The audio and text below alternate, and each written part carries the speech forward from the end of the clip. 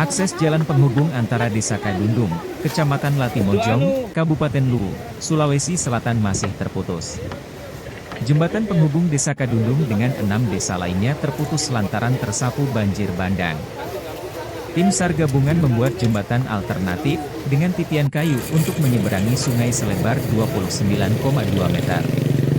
Untuk distribusi logistik, warga mengandalkan gondola yang dibuat oleh tim relawan.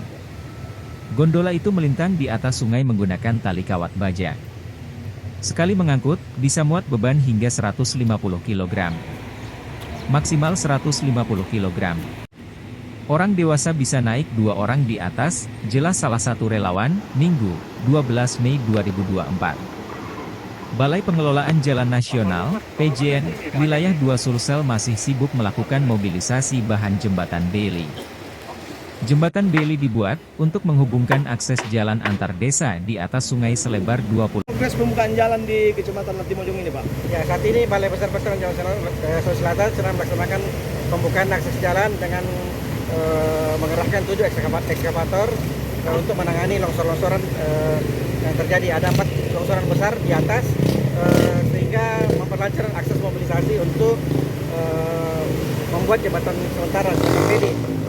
Jembatan Beli tersebut kita sudah mulai mobilisasi belinya dan bronjong diperkirakan mudah-mudahan ada kendala sampai tanggal 20 Mei 2024. Baru jadi, Pak? Iya, mudah-mudahan ada kendala.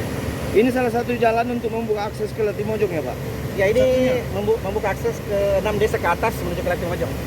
Namanya, Pak? Kendala dihadapi itu cuaca termasuk dengan ada longsor susulan. Ya. Siapa nama Pak? Nama Saya Muhammad Rizal, PPK 22 Sulsel. Download Tribun X sekarang, menghadirkan lokal menjadi Indonesia.